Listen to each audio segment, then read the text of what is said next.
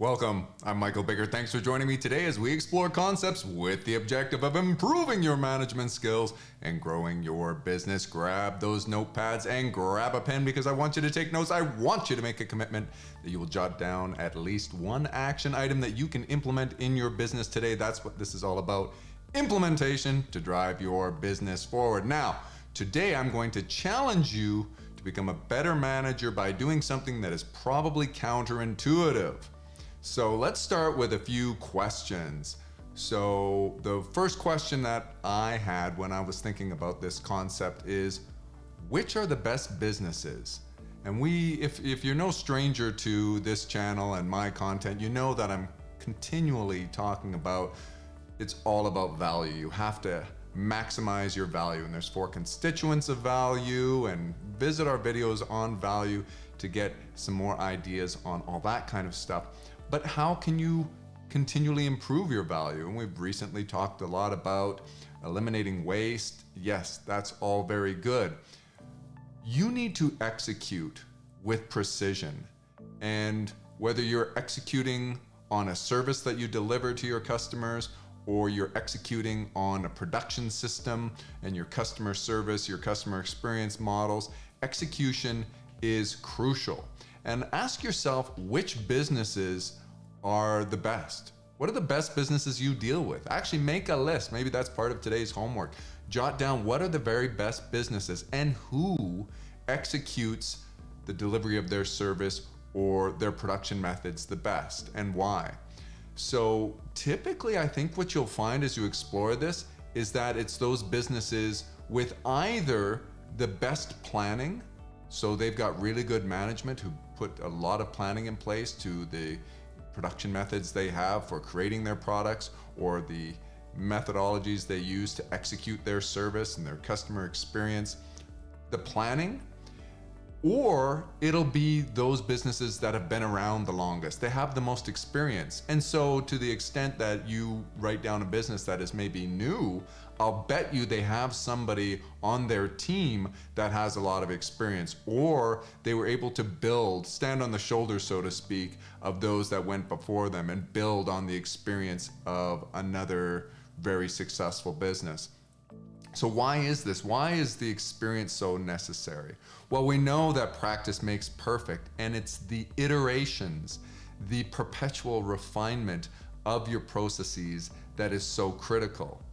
And so today what I want you to do is I want you to run your processes as often as possible and push them to the point of failure. Generally speaking, experience trumps planning. Now, I would highly recommend that you put in a great deal of effort into planning, and you should schedule that in, and on a recurring basis, perhaps annually, you want to revisit your strategies and ask yourself what's working, what could we do better, and formulate plans. Plan for the year ahead, make a 5-year plan. I am not saying that you shouldn't plan. I'm telling you, you have to plan, but planning has its limitations and weaknesses. You're trying to project, you're trying to guess at so much. Experience in general will trump planning. And why is that? It's because failure is such a superior teacher. You know, Bill Gates said many years ago that success is a lousy teacher. It tricks smart people into thinking they can't go wrong.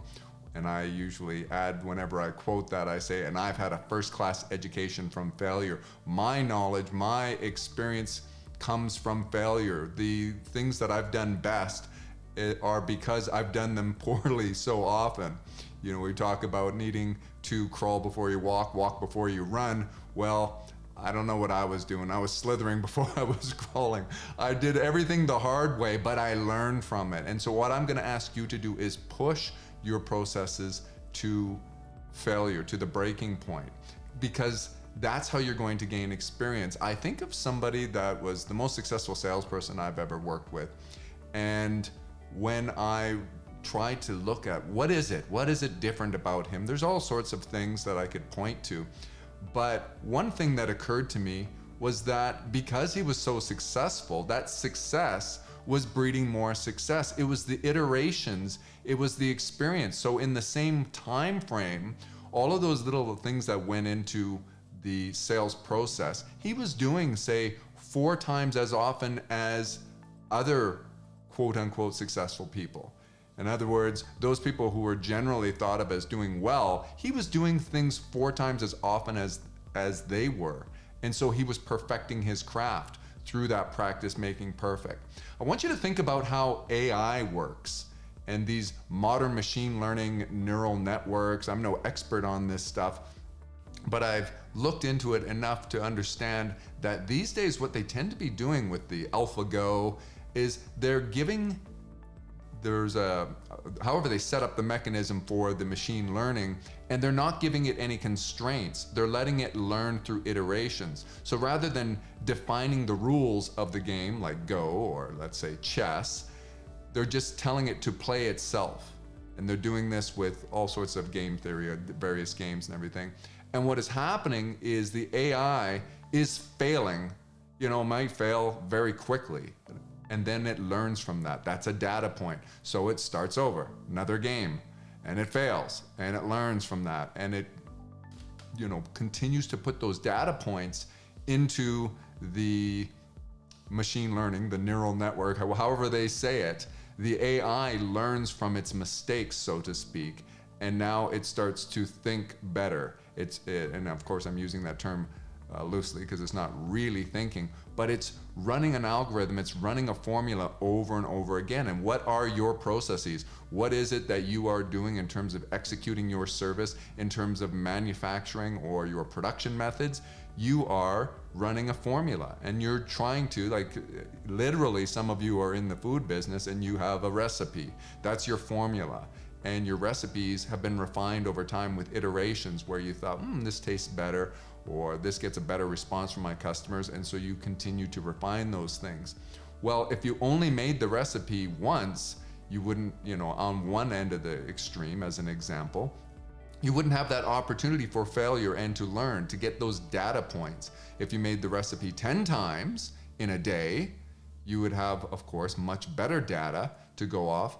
And if you made the recipe 1,000 times in a day, you would be able to have little revisions from time to time. So I would invite you to try to emulate, to any extent possible, what you can from machine learning. And the most successful machine learning these days happens to be these neural networks which are playing against themselves, learning through failure. They have a simulation. So if something like, for example, autonomous driving is occurring, you can have real world conditions and collect data points that way, or you can have the network, you can have the AI, you can have the algorithm learn from throwing simulation scenarios at it. And this is what they did with crash testing in the automotive business a long time ago. It was so expensive to create a product, an entire automobile, and then go crash test it and find out it wasn't behaving as expected, and so there would be maybe major engineering overhauls necessary and retooling, and that could be very expensive. So what they started to do was run these things through these designs through computer simulations of crash, and then by the time they actually built the workable units, after they came off the line, they could predict very well how they were going to perform in crash tests. I want you to sort of think of that in your business. Think about what it is you do. What you're doing right now, I suspect, the reason I said this might be counterintuitive, is you are utilizing your experience, and hopefully you are iterating and you are making improvements as you're getting customer feedback. You're not just pacifying a customer and dismissing him as, maybe he's the only one who made that complaint, so it's probably not valid. I would agree that the more you receive a complaint, the more validity you could add to it, the more stock you can put in it. But remember, each person represents a segment of your market. That is to say that they are probably expressing something that others also feel. So what you can do is, what we're saying is you're probably already doing that, and yet what I want you to do is not just go with what your natural organic level of business volume allows for. Let's run through your processes far more frequently. Since we can agree that volume iterations, that it is that repeated experience that actually adds to improvements, adds to innovations that create value. by pushing your systems to failure through volume, you will excel beyond what the competition does.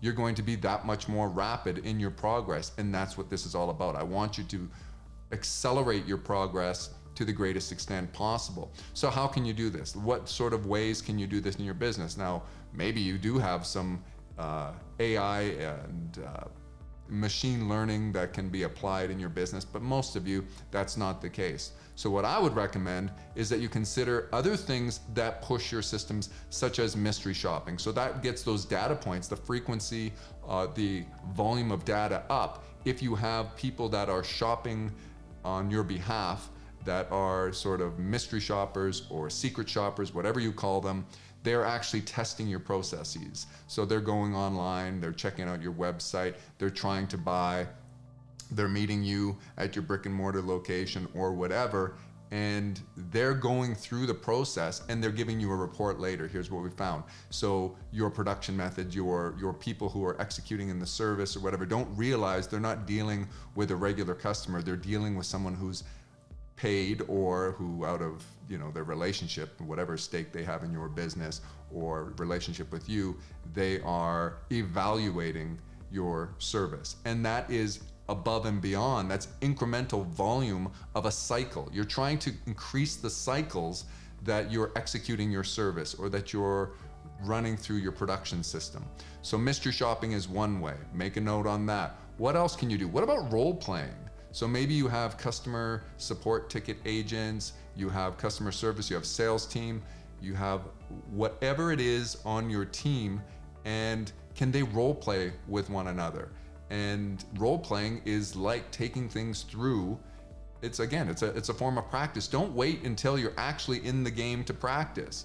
You got to have a practice field. You have to have time set aside for practice. And so role playing, I have observed, it's not done very often. It's only done in formal training. And if that's the way it's going to be in your organization, then for goodness sake, set up some formal training to the degree that it's practical for your type of business and your sales team or whatever team it is, those customer facing people, and see what happens. Throw some curveballs at them.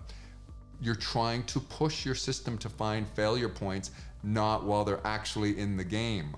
We're trying to remember, it's all about the iterations and the volume, and then somebody goes, oh yeah, if that happens in real life, here's what I'm going to do. You don't have to have the failure necessarily occur. So we've talked about, you can have role playing and you can have mystery shopping. What other ways can you do this?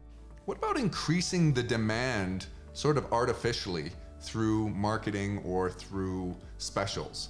So if you are, let's say you have X capacity to be able to produce, and we're saying today, well, we want to ramp up the volume to try to get more data so that we can iterate, we can find innovations, we can perpetually refine.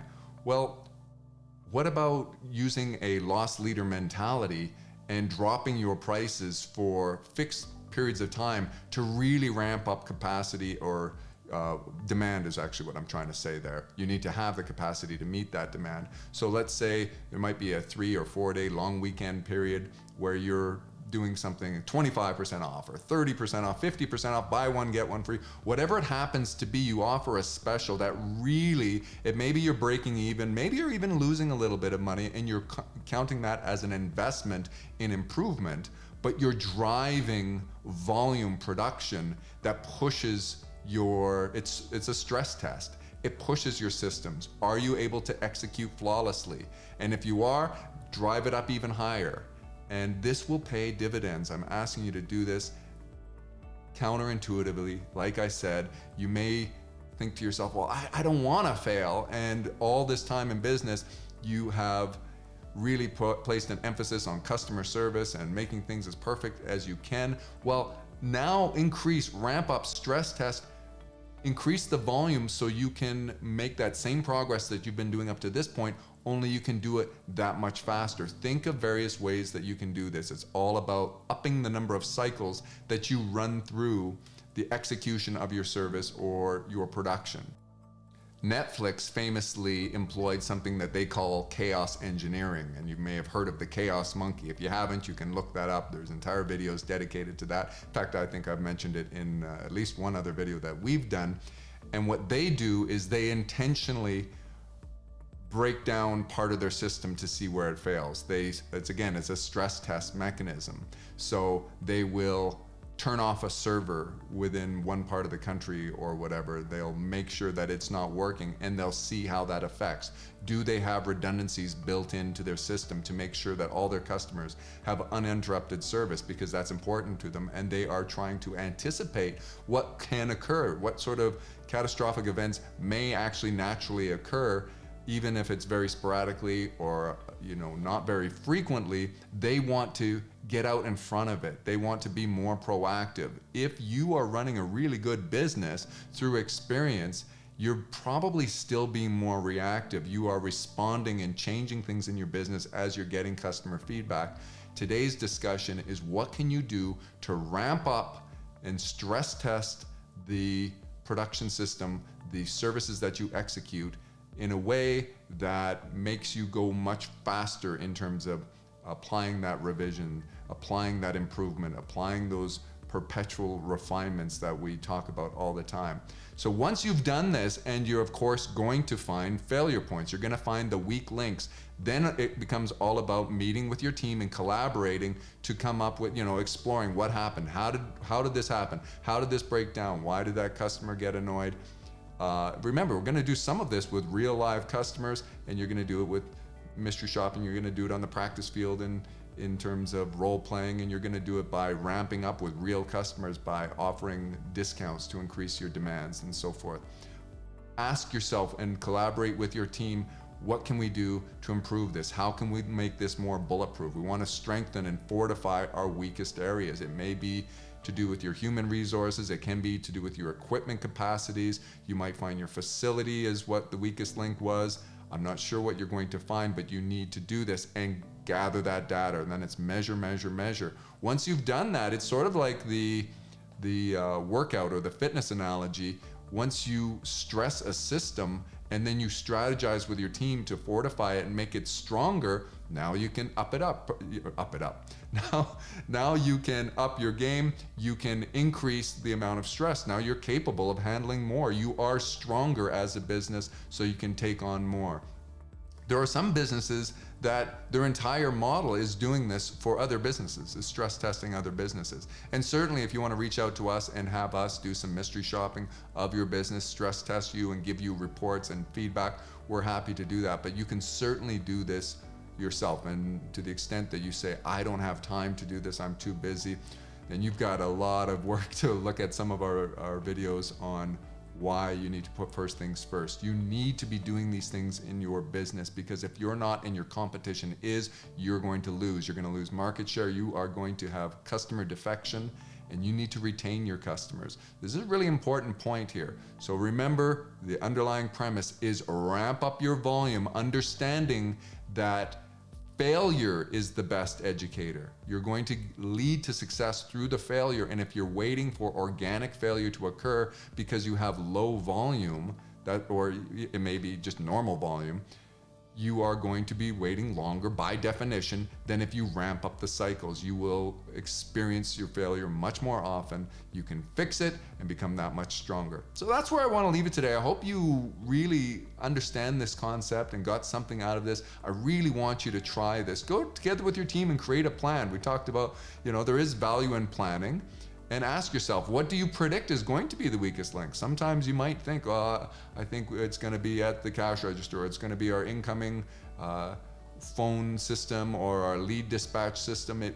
You may guess completely wrong and find out, wow, we didn't even realize that. It's our payment gateway, or it is our delivery, our transport, our whatever it happens to be. Make some predictions like they do in science. It's called a hypothesis, and then find out what is really the problem and fix that as a collaborative effort with your entire team.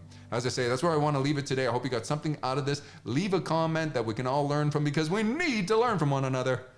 Perpetual refinement.